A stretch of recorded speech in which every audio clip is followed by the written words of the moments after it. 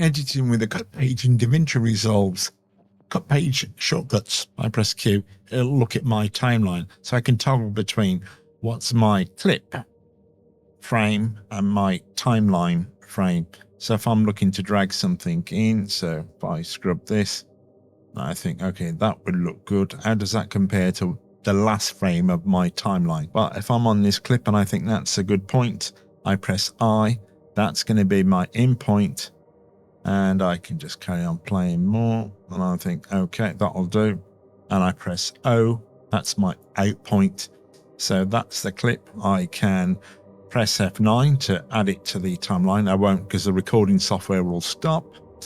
I can drag that on, or I can use these icons here, and I'm going to press append, and it'll just add it to the end of this timeline. Now we've added more clips to the timeline, or we've got some clips on the timeline.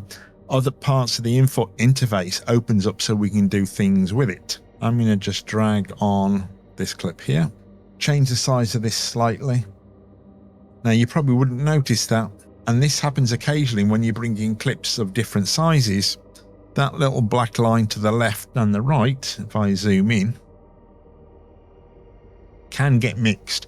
Then you render out the video, you upload it to YouTube, or you deliver it, and then later you watch it back and think, oh darn, there's two thin strips. So we can sort that. Let's go to this side where we've got timeline options. Now there's various things we can turn on and off. I'm going to concentrate on a few things. It's worth having a play whilst you're here. But I want to see, if you see the viewer background there, we've got options. I can make it checkerboard.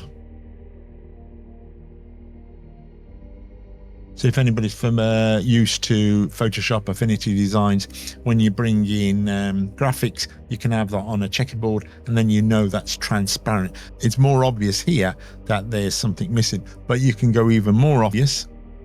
I can go red. Now that is blatantly obvious. The clip doesn't fill the frame, so I need to adjust it. So that's one of the options within timeline options. I'm going to change that back to checkerboard. I'll leave it red, it doesn't matter. Now, another option, if you see the playheads on the top timeline, this never goes beyond the screen width, but this represents the entire timeline. And you'll notice this edit timeline, the playhead is always in the center. Now, I quite like this. It's different from a lot of other softwares, but if for some reason you don't get on with it, you can go to timeline options, scroll down. We want to see, you go down to the bottom, fix playhead. We can toggle that on and off. I go back to that again, toggle that off. So as I move this, I can also move this. The two playheads still represent the same part of the clip or the overall timeline. You just can't get your head around this, the cut page, how it's set up. You can change that. I actually prefer the way DaVinci's default is, so I'm just going to go back and turn that back to fixed playheads. So the other thing you can do, again, timeline options, there is an option here to display names. Yeah, display clips names. At the bottom of the clip, you will see whatever the file name is, or if there's been a meta name that's added to it. Okay, keyboard shortcut. We've already covered these. I for in. So on this clip, if I press I, that's going to be my in point, and that's going to be my out point. Immediately under those keys, we have another three set of keys, J, K, L. J is your jump back key. So if I press J when I'm on the timeline or in a clip, I can just jump back in my timeline. If I press it again, it will jump back at twice speed. And if I press it again 4 times or 8 times speed. Now L is leap forward. So you've got L to leap forward. If I press it once, it'll go twice to 4 times, and then 8 times. So that's my J key and my L key. Now if I press the K, That's keep still. That's my pause key. That'll keep the clip in your timeline still. So jump back, keep still, leap forward. Jump back, keep still, leap forward. Other combinations you can do with that. So if I press the K, which is the pause, and I press J, it'll take me one frame at a time. So if I really want to go precise, I can one frame at a time. So that's K, which is the keep still, and we're going backwards. The J, jump back one frame at a time. K and L, the opposite. We're still and just jumping one frame at a time. L, that'll take me to the end of the timeline. Press the space bar to stop. Now notice this clip, it's out of sync. It's not part of the story. So I'm going to take that away with the delete key. Now pouring pasta, I need to cook it. Let's find some clips here. I'll probably do. I need to find my in point. So I'll go with that. And O, that'll be my out point. I'll add that to my timeline. Now you'll notice here on the clip, the two lines correspond to the two lines of the ins and outs. Now, worth bearing in mind, if I change this here, it does not affect what's on the timeline. The media is stored in one location. This bit of code we've just told the software, which was our in and out point, was for that one we've dropped. We can drop another one, and now we have two clips from the same bit of video. So we have two versions of it, but they're totally different. I'm going to delete that. So any alterations you make here will not affect the timeline. Now we can change that clip. So if I move back to here where that clip started and I wanted a bit more, like take that clip and you'll see the arrow is pointing to the left of the timeline. I know I've got more material I can extend this clip with. So if I move to the left, you'll see it's adding more to that. Now, if you look here, I will try to point it out with an arrow. There, just around that location there, as I'm pulling, go back to this clip, as I'm pulling, there is, you can almost see underneath there, that's telling me how much more clip I can play with. I can't go any further. Once I go all the way, that's it, red. I've run out of clip. But if I want to adjust after I've dropped it on the timeline, if I want to add or just roll some back, I can do that. So I want to change the edit a bit. So if I go to the center where that is and click it, you'll notice in the top monitor, I now have the previous clip and the clip I've just dropped. Reduce the amount of time of the clip where the pasta is being poured.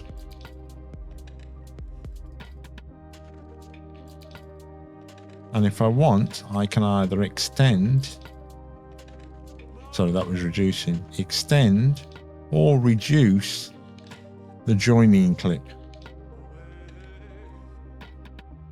I'm limited here, but if I had something where the pasta was spiraling, I might try to match that. But in this case, I'm happier with this clip.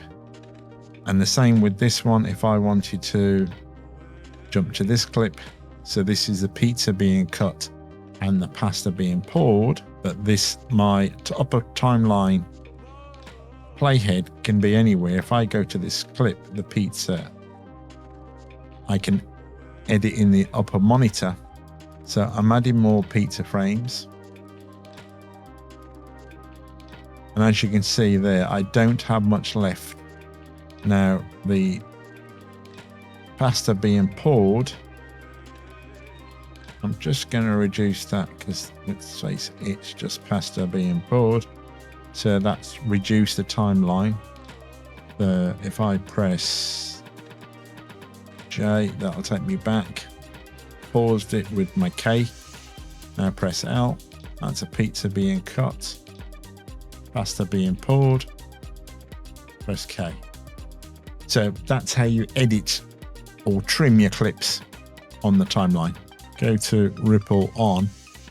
When I move that, you'll see I can't have a gap, because it's, if you imagine the entire content, this top bar here, there's a rubber band and everything fits within that, and the rubber band just keeps stretching. So when I scale, reduce or increase a clip, the rubber band accommodates that and then pings back. That way you don't get to the end of your timeline and find out you've got bits missing. So when I come here and I reduce this, it all stays together. Whereas if I was to turn off that, timeline options, ripple off, as I'm adding stuff and moving stuff, I would end up with loads of gaps. And before we could render this out, we would need to obviously reduce those so there's no gaps. So generally, I would keep ripple on. Now let's place another clip on. Let's choose our endpoint. I want to show them serving. So that'll be our endpoint. So I'll press I. Out point. That'll be our O. I can just drag that or use these icons or press F9.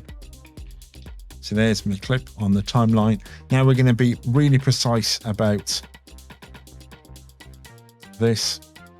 Now that's a lot longer than I anticipated it was going to be. Now it's on the timeline.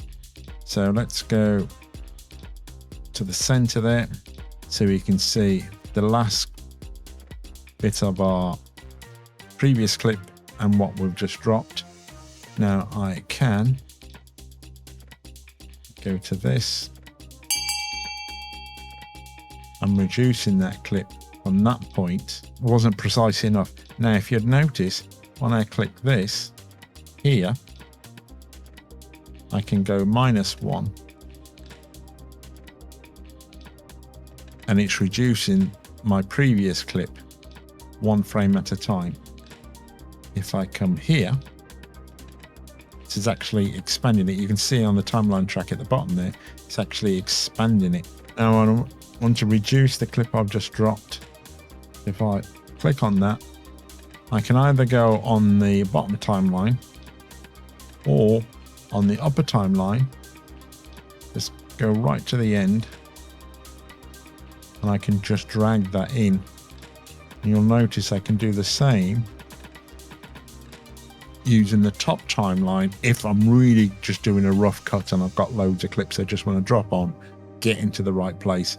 Logically, using the in and out point should get you there much closer, but in this case, it's late at night. I didn't check the timeline and I just need to reduce it overall. And we've got this clip of a young lad about to eat a pizza. You'll notice we already have ins and out points there. However, they're not what I want.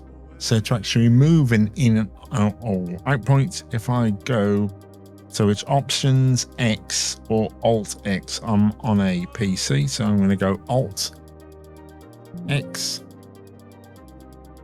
and that removes my in and out point. Now let's go and find a endpoint. It's about to take that pizza, and that'll be the out point. So I actually want to find where I want to place that, because they should have done that at the when they were cutting this pizza. This section here. Now I want to insert it there.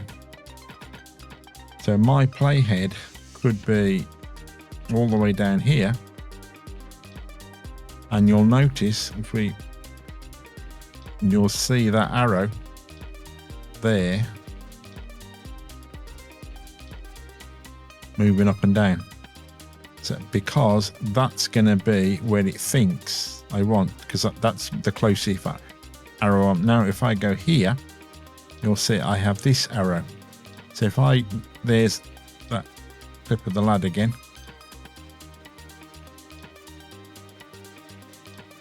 When I bring my mouse to the timeline, you'll notice that arrow jumping up and down. Basically, that is going to tell you where it's going to insert that clip.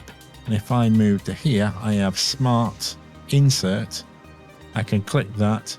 The other option, if I can remember where it is, I could press F9 and insert it that way. Again, I can't with this recording software because that's the shortcut key to stop it.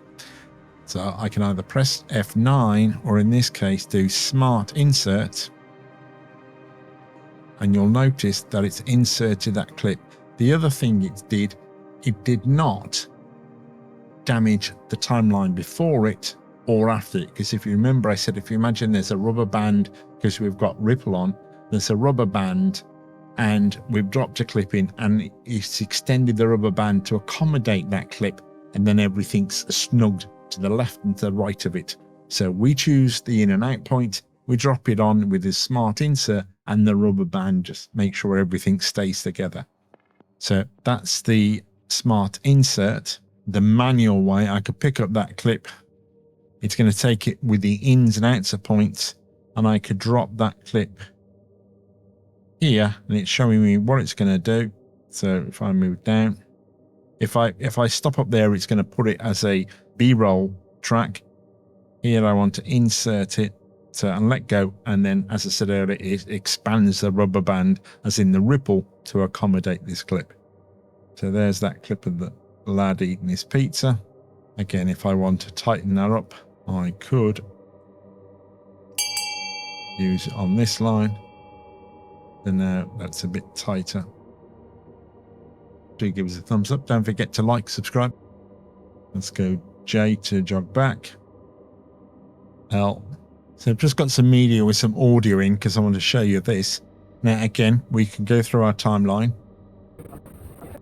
You can see on the right hand side here, the audio bars moving up and down. I don't actually want audio in this clip, so I'm going to choose my in point, my out point. I'm just want to drop the clip on. Do insert. I want to append this to the end. You'll also notice it's green because I colored these green. I have got a video how I did that. So as I play it, you'll notice there's audio in it. I didn't want audio in that clip. Now I can go down and go to audio and kill the volume on this clip or bring it down. But there's a better way of doing that. If I delete that, go back to the clip I want. You'll also notice over here, I have video without audio or audio only. So I want video only. I don't want the audio. So now if I insert that clip, I can either do append or drag it across. I'm going to press append. You'll now notice on the timeline there is no audio. So that's going to save our time later if we don't want audio on that track, so we don't have to mess around. So in the next video, we're going to cover more of the effects and some final edits. We're going to edit out or render out one of these videos.